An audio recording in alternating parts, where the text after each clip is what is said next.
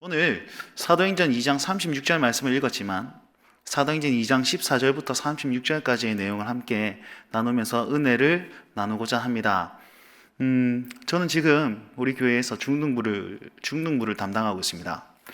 중등부 친구들 굉장히 특이합니다. 소위 말해 우리가 외계인이라고 그렇게 부르지 않습니까? 참 재밌습니다.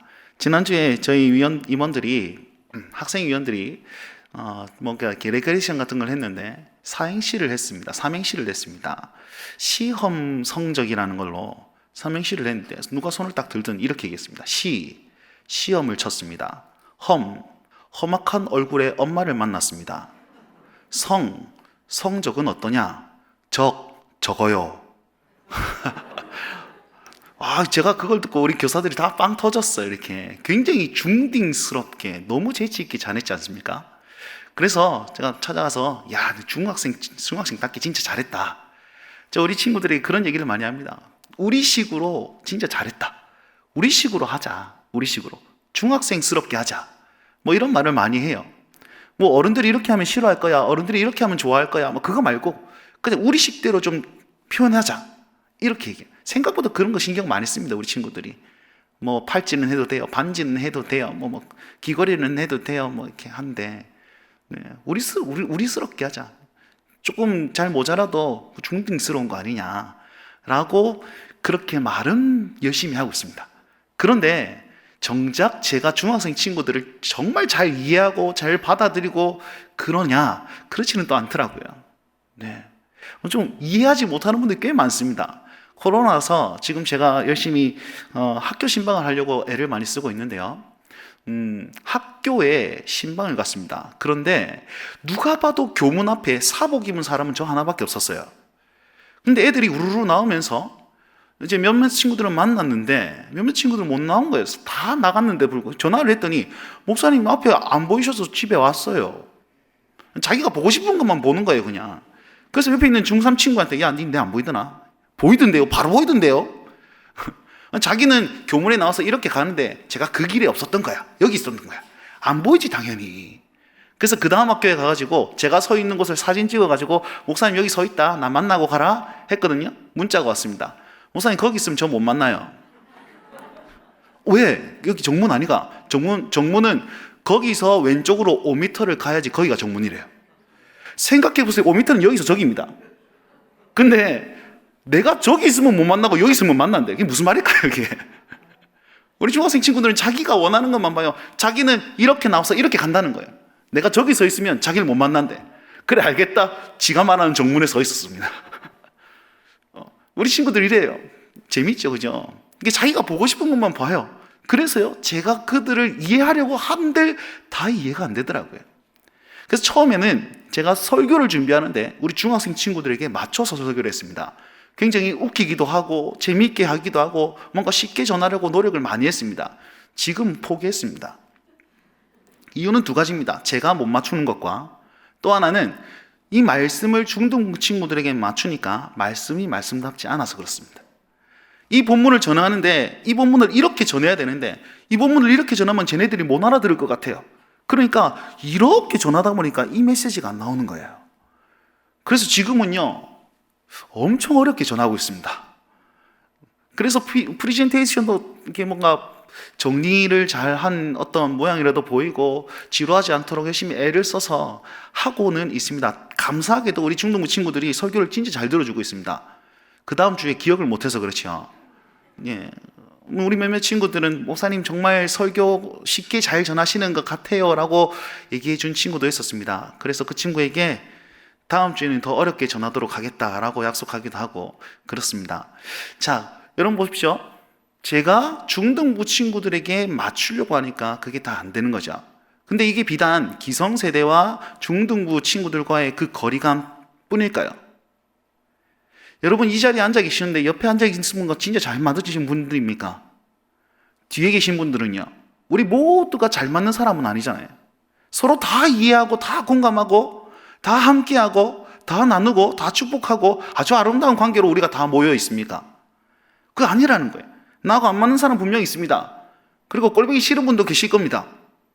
가까이 있는 분은 나누길 축복합니다. 그리고 나는 이렇게 생각하는데 왜 저 사람 저렇게 생각하지라는 그런 것들 너무나 많을 겁니다. 근데 교회는 뭐라고 그럽니까? 공동체, 지난 오후 예배, 가족이라고 그러고, 또 성경에는 뭐라고 그럽니까? 한 몸이라고 표현하지 않습니까? 다른데 어떻게 한 몸이 될까요? 우리는 어떻게 맞춰가야지 진짜 교회를 잘 이룰 수 있습니까? 그럼 결론은 뭐냐면 사람의 힘으로는 안 된다는 겁니다. 사람의 힘으로는 한계가 있고 사람의 힘으로는 이게 절대로 죄인이기 때문에 모든 사람과 함께 이제 한 몸이 될 수 없다라는 겁니다. 그래서 하나님은 어떻게 말씀하시냐면, 하나님은 어떻게 얘기하시면 예수 그리스도로 말미암아 가능하다 이렇게 얘기하고, 그리고 오늘 사도행전 1장부터 3장까지는 어떻게 보면 교회가 시작되는 것을 표현해 놓고 있거든요. 말씀하고 있거든요. 거기서 핵심 되는 분이 누구냐면 성령님이십니다. 성령님. 우리는요, 교회를 이룰 때 모든 사람이 같은 마음, 같은 뜻, 같은 행동, 같은 비전을 갖는 것, 성령 하나님 말고는 불가능하다는 겁니다. 그걸 너무나도 잘 아신 하나님께서 성령님을 통해서 교회를 세우셨고, 그 교회의 중심에 예수 그리스도가 있기 때문에 그것을 한 몸이라다, 한 공동체다, 한 가족이다라고 말할 수 있는 근거를 거기 두고 있다는 겁니다. 그럼 오늘 읽었던 이 36절이지만 14절에서 36절 말씀 안에 그러면 어떠한 것이 교회의 근간으로 있어야만이 우리가 참 교회로 나아갈 것인가? 우리가 참 교회로 살 것인가? 그럼 그걸 확인할 수 있다는 것입니다. 오늘 말씀 한번 좀 살펴보았으면 좋겠습니다. 화면을 참고해 주시고요. 제가 한 2년 전인가 사도행전을 엄청 열심히 했었습니다. 제가 한 4년 전인가는 4년 전부터는 하이델베르크 교리문답을 열심히 했습니다. 수요 기도회 때 그걸 하더라고요. 그 2년 전에 열심히 정리해 놓았는데 이제 사도행전을 또 하더라고요. 얼마나 감사합니까?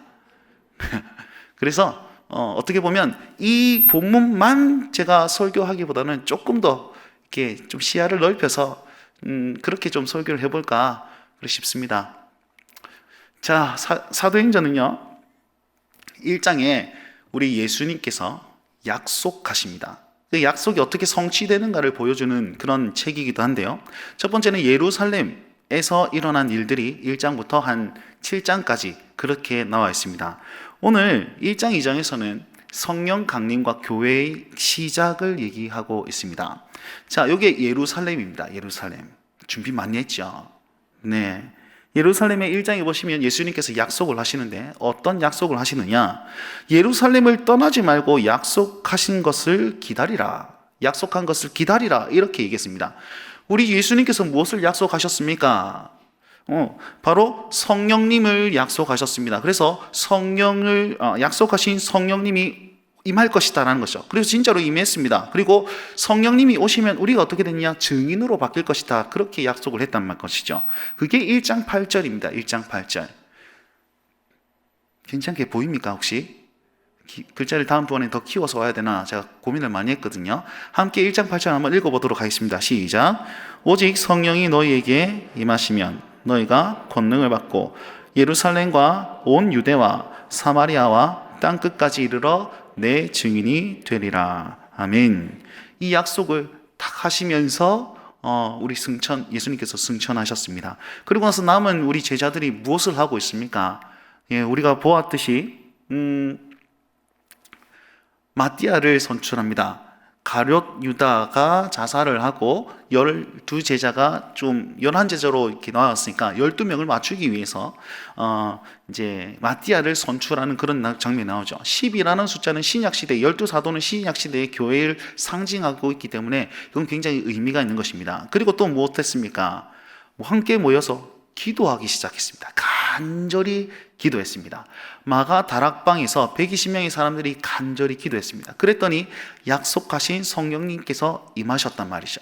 자, 이것을 오해하시면 안 됩니다. 사람을 정해가지고 세워놓고 열심히 기도했더니 부흥이 임하고 성령이 임하더라. 그렇다고 다 임하는 건 아닙니다. 반대가 돼야 돼요. 하나님의 때에 성령님이 임했는데, 하나님의 부흥이 임했는데 그때 보니까 누군가는 기도하고 있었더라. 누군가는 사람을 준비하고 있었더라. 이렇게 생각해야 되지, 우리가 사람 준비하고 기도하면 반드시 이렇게 된다, 그렇게 하면 안 됩니다. 하나님의 뜻에 위배하는 겁니다. 그걸 참고해 주시고요. 자, 여기가 어쩌면 마가 다락방의 위치라고 추정합니다. 정확한 위치는 모릅니다. 자, 여기서 진짜 성령님께서 임하시는데 어떻게 임하십니까? 급하고 강한 바람과 함께 불의 혀 같은 것이 보이면서 임합니다. 그랬더니 성령 충만한 사람들이 각기 다른 언어로 무엇을 얘기했냐면 하나님의 큰 일을 말했다라고 얘기를 하고 있습니다. 여러분, 이것은요 창세기 11장의 바벨탑 사건에 그런 반대되는 개념입니다. 바벨탑은 사람들이 하나님께 도전해가지고 언어를 갈라 놓아서 흩어버렸죠. 그런데 이번에는 성령님께서 오셔서 다른 언어로 복음으로 모으고 계시는 것을 볼 수 있습니다. 자, 그렇게 회복의 때가 이제 왔다는 겁니다. 자, 그렇다면 그들이 다른 말로 무엇을 말했습니까? 하나님의 큰 일을 말했다고 하고 있습니다. 그러면 하나님의 큰 일이 무엇일까요? 그게 오늘 14절부터 36절까지 말씀입니다. 자, 14절부터 36절까지는 베드로의 설교거든요. 그런데 그 하나님의 큰 일을 잘 얘기하고 있다는 겁니다. 그리고 결론은 그것을 바탕으로 교회가 세워지더라는 것이 핵심이죠. 자, 다락방에서 이제 마가 다락방에서 성령이 충만함을 받고 이제 복음을 막 전하러 다닙니다. 여기도 가고 저기도 하고 여기도 하고 저기도 갑니다. 그랬더니 오늘 본 말씀 보니까 베드로가 11 사도들과 함께 설교를 하기 시작합니다. 저기 보시면, 그림에 보시면 제가 성전에서 이렇게 표현했다 그랬는데 성경에서는 성전이라고 말한 적이 없습니다. 그냥 추측한 것 뿐입니다. 왜냐하면 이제 설교를 했는데 3,000명이 회개해서 교회가 세웠잖아요. 그럼 3,000명이 설교를 들어야 안 되겠습니까? 저 예루살렘 공간에 3,000명이 회집할 수 있는 곳이 저것밖에 없다라고 누구 어떤 주석가가 표현해 놓았다더라고요. 또 다른 사람은 그냥 마가 다락방 그 집 앞에서 설교했다 이렇게 얘기하고 있고 별로 중요한 게 아닙니다. 아무튼 거기에서 11 사도들과 함께 베드로가 설교를 하기 시작하는데 사람들이 이렇게 얘기해요. 이거 전마들 다 취했구나. 벌써부터 낮술을 하고 돌아다니는구나. 취했구나 라고 얘기했더니 우리는 취한 게 아니다. 누가 아침 9시부터 취하는 사람이 어디 있겠냐. 우리는 취한 것이 아니라 약속된 말씀을 이룬 것뿐이다. 약속된 말씀이 이루어진 것을 증명한 것뿐이다 라고 얘기를 하고 있습니다. 그럼 어떤 약속이 성취되었습니까? 이 말씀입니다. 오늘 14절인가요? 아닙니다. 17절입니다. 17절을 다 같이 한번 읽어보도록 하겠습니다. 17절 시작. 하나님이 말씀하시기를 말세에 내가 내 영을 모든 육체에 부어주리니 너희는 자녀들은 예언할 것이요 너희의 젊은이들은 환상을 보고 너희의 늙은이들은 꿈을 꾸리라. 그 밑에 더 있지만 이 말씀을 성취한 것이다 라고 했습니다. 이 말씀은 요엘서 2장 말씀에 나옵니다. 자, 이 말씀의 핵심은 무엇이냐면 이렇게 해석할 수 있을까요? 너희 자녀들은 예언을 할 것이대요. 그죠? 아침에 우리 자녀들이 엄마 오늘 빨간색 입으세요 막 얘기하고 예언을 하고, 또 젊은이들은 환상을 본답니다. 오늘 해 뜨는 게 좀 심상치 않았다 꿈에 뭐 그렇게 얘기하고, 우리 어르신들은 다 맨날 꿈만 꾸고 막 그런 것입니까? 이것은 모든 이들이 하나님의 영이 임하면 모든 이들이 하나님의 말씀을 밝히 안다라는 뜻입니다. 다시요. 모든 사람들이 애들이건 어른이건 남자건 여자건 신분이 낮건 높은 간에 주의 영이 임하면 모든 하나님의 말씀을 밝히 알 수 있다. 왜요? 이 안에 성령님이 계시기 때문에, 성령님께서 알려주시기 때문에 모든 사람들이 이 말씀을 밝히 하나님의 뜻을 볼 것이다 라는 것을 의미합니다. 그래서 하나님의 말씀을 밝히 알았어요. 그러면 하나님께서 행하신 일들을 보게 될 것 아닙니까? 그럼 한번 여쭤봅시다. 우리 주님께서 이 신약 시대에 하시는 일이 무엇입니까? 많은 것이 있겠지만 정말 크게 두 가지로 오늘 본 말씀을 설명하고 있습니다. 첫 번째는 심판입니다. 주님 다시 오시면 여기 예수님 안 믿는 사람들은 다 심판하셔야지 본인이 공의로우신 분이 되기 때문입니다. 두 번째는요, 그것 전에, 심판 전에 구원할 자들을 많이 모아야 될 거 아닙니까? 그래서 부흥, 구원의 역할을 하고 계십니다. 두 가지 일들을 하고 있죠. 오늘 본문 말씀 보시면 19절 말씀에 보니까 또 내가 위로 하늘에는 기사와 아래로는 땅에서는 징조를 베풀리니 곧 피와 불과 연기로다. 이게 심판을 얘기하는 거고 있습니다. 자, 이 요엘서의 이 말씀도 동일합니다. 요엘서 말씀이요, 이스라엘 백성이 다 범죄하여서 하나님께서 심판하고 있습니다. 그럼에도 불구하고 요엘 선지자가 이런 심판 중에라도 하나님은 반드시 회복시킬 것입니다. 회복을 말하면서 이 본문 말씀을 얘기했단 말이에요. 하나님이 영이 임하면 환상을 보고 예언을 하고 꿈을 꿀 것입니다. 그리고 모든 주를 부르는, 여호와를 부르는 자들에게 구원이 있을 것입니다. 이런 회복의 메시지를 전했단 말입니다. 동일하게 여기에서도 마찬가지입니다. 지금 예수 그리스도로 핍박받는 이들에게 회복의 때가 임할 것이고, 하나님이 오시면 또 심판의 때가 있을 것이다. 그 시대가 바로 지금 시작되었다라는 사실을 증명하기 위해서 이 본문으로 베드로 사도가 설교하고 있다는 것입니다. 자, 우리는 지금 말세를 살아가고 있습니다. 우리는 지금 마지막 때를 살아가고 있습니다. 그러면 우리 시대에 어떠한 일이 일어납니까? 꼭 기억하십시오. 첫 번째는 복음이 확장되는 부흥의 시대를 경험할 것입니다. 주를 부르는 모든 자들이 구원을 받는 시대이기 때문에 주를 부르는 자들이 모이는 일들이 일어나게 될 것입니다.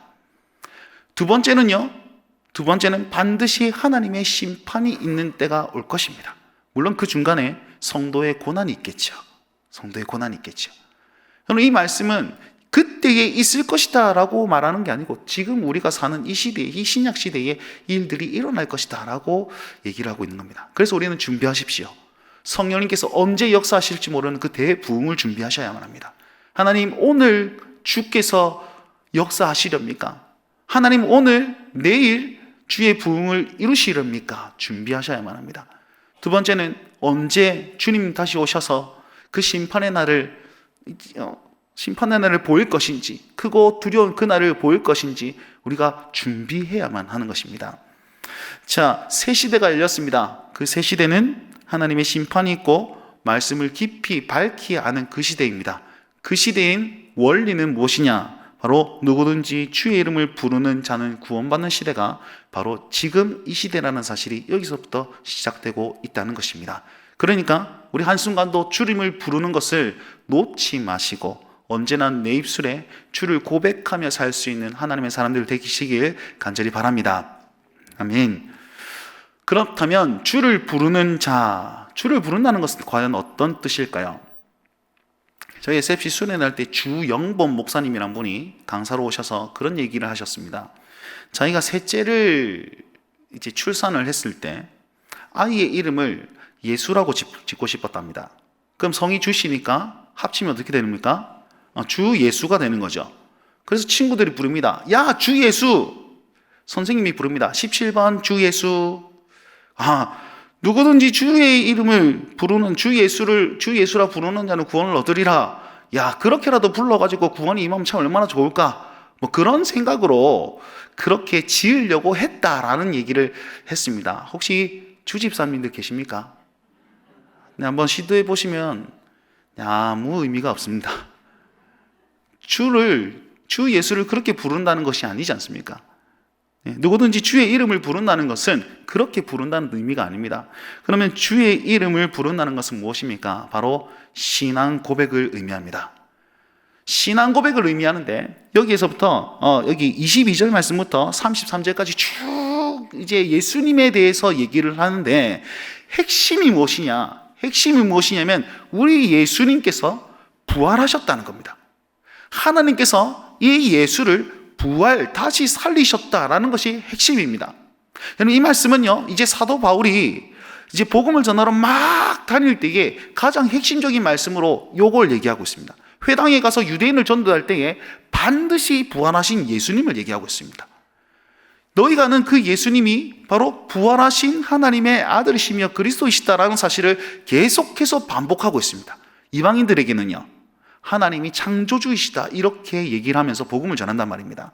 그러면 이 사도행전 복음의 핵심에는 무엇이 들어가 있다는 것입니까? 부활하신 예수 그리스도가 핵심이라는 사실입니다. 믿으십니까? 그렇다면 우리 삶의 가장 복음의 핵심은 어떤 분이 되시겠습니까? 여전히 부활하신 주님께서 우리 복음의 핵심으로 계신다는 거예요. 부활에 대한 부분들은 우리가 부활절 날 부활 찬송하고 그냥 끝나는 걸로 그냥 계란 나누고 계란 먹고 막 이런 거 하루 하는 게 부활이 아닙니다. 부활절이 아닙니다. 우리는 날마다 주의 부활을 경험하고 주의 부활을 믿고 나도 다시 살았구나, 나도 다시 산 자로서 오늘을 살고 있구나, 날마다 나는 죽고 날마다 산다라는 그 고백으로 살아야 되는 것이 우리란 말입니다. 우리 보시면 이렇게 얘기하고 있습니다. 하나님께서 나사렛 예수를 너희가 죽인 그 사망의 고통에서 다시 살리셨다. 그리고 이 예수를 하나님이 살리신지라 우리가 이 일의 증인이로다. 이렇게 얘기하고 있고, 다윗의 입을 빌어가지고 하나님이 오른손으로 이제 들을 올리셨다라고 하면서 예수님의 승천과 그리고 그곳에서 우편에 앉아 있게 했다. 우편에 앉히셨느니라 라는 말로 그 보좌 우편에 앉아 계신 예수 그리스도를 계속 말씀하고 있습니다. 결국은 우리 주님께서는 죽으시고 부활하시고 승천하시고 보좌 우편에 계신 주님이라는 사실을 얘기를 하고 있습니다. 이것이 무엇이냐면 바로 성령님께서 깨닫게 하신 하나님의 큰 일이라는 것입니다. 하나님의 큰 일, 이 예수님의 생애와 예수님이 하신 것과 예수님의 부활과 그리고 그 심판을 하나님의 큰 일이라고 다른 언어로 복음을 전하고 있다라는 것입니다. 그러면 사람들이 아니 그거 네가 어떻게 아는데? 그거 네가 어떻게 아는데? 그럼 물어볼 수 있지 않겠습니까? 33절에 이렇게 얘기하고 있습니다. 한번 읽어볼까요? 33절입니다. 시작. 하나님이 오른손으로 예수를 높이심에 그가 약속하신 성령을 아버지께 받아서 너희가 보고 듣는 이것을 부어주셨니라. 아멘. 성령님을 부어주심으로 말미암아서 우리가 이 신앙의 고백을 할 수 있는 자가 되었다는 겁니다. 성령님께서 이것을 알게 하시고 깨닫게 하시고 고백하게 하시고 믿게 하시고 이거 붙들고 살게 만들어 주신다는 겁니다. 여러분, 신앙이 흔들릴 때 우리가 해야 되는 건 무엇입니까? 그러면 우리가 신앙이 흔들리고 삶에 지쳐서 여러분 힘겨울 때에 우리가 해야 되는 것은 내 안에 살아계신 성령님을 의지하고 있는 것입니다. 내 안에서 지금 여전히 탄식하고 계시는 그 성령님을 의지하면서 성령 하나님, 내게 은혜를 주시고 하나님, 내게 다시 한번 믿음의 확신을 허락하시고 구원의 확신을 허락하셔서 믿음을 일으키시고 믿음을 굳세게 하여 주십시오. 하나님, 지금 여전히 살아계신 그 성령 하나님이여, 내가 그 주 예수 그리스도를 다시 한번 부를 수 있는 힘과 능력을 허락하여 주십시오. 날마다 성령님 의지하면서 그렇게 주를 부르고 사셔야만 하는 것입니다. 결국은 36절 말씀, 우리가 읽었던 말씀에 뭐라고 얘기하고 있습니까? 36절 말씀 뭐라고 얘기하고 있습니까? 36절에 그런즉 이스라엘의 온 집은 확실히 알지니 너희가 십자가에 못 박은 이 예수를 하나님이 주와 그리스도가 되게 하셨느니라. 아멘. 여러분, 살아가시면서 우리 주 예수 그리스도를 주로 고백하고 계십니까? 그리스도로 고백하고 계십니까? 주로 고백한다는 사실은 무엇이냐면 이 예수님께서 나의 구원자이시다, 이 예수님께서 나의 통치자이시다. 그리스도로라고 고백한다는 것은 하나님이 보내신 자, 하나님의 직분자, 하나님의 능력, 기름 부음 받은 자, 나의 중보자이시다, 나의 도울 자이시다 라는 고백입니다. 주님이 나의 구원자, 왕이시며 나의 중보자 되신다는 사실을 날마다 고백하시는 것, 그것이 우리가 해야 될 고백이라는 것입니다. 자, 그렇다면 이 고백 아래서 우리 주님 성령님을 통해서 교회를 탄생시키고 있다는 것입니다. 교회를 시작하셨습니다. 이 말씀을 다음 주 수요일 날 들으시면 좋겠습니다. 그러면서 교회에 구원받는 사람이 날마다 늘어날 수 있도록 교회의 시작을 이렇게 행하고 계신다는 것입니다. 자, 말씀을 맺습니다. 여러분, 하나님은 우리의 신앙 고백으로 말미암아서 그 예수 그리스도를 신앙 고백하게 만드심으로 말미암아서 교회를 세우셨습니다. 우리가 예수를 주요 그리스도로 고백하며 나아갈 때에 우리는 참된 교회의 모습으로 살아갈 수 있게 될 줄 믿습니다. 그리고 우리가 성령님의 일을 힘입어서 우리가 예수 그리스도를 주와 그리스도로 고백하며 살 때에 우리의 교회가 진짜 교회다워질 줄 믿습니다. 그것입니다. 성령님을 통해서 우리는 그 교회됨과 그 교회를 세움으로 말미암아서 복음이 땅 끝까지 이르게 하는 그 역사들을 하나님께서 이루고 계신다는 사실입니다. 그렇다면 저와 여러분들 중에서 그 일들을 이루시지 않겠습니까? 저와 여러분들을 성령님 붙들림 바 되어서 우리 삶의 진짜 신앙 고백을 담아서 그렇게 드러내며 나아가고 잘 그 신앙 고백대로 살 수 있을 때에 이 사도행전의 역사가 우리 삶에 드러나지 않을까요? 함께 기대해 보시지 않겠습니까? 함께 고백해 보시지 않겠습니까? 예수님은 나의 주이시며 그리스도이십니다. 예수님은 교회의 주이시며 또한 그리스도이십니다. 그 주님 자랑하며 사실 수 있는 온 성도님들 되시길 주의 이름으로 축원드립니다. 아멘.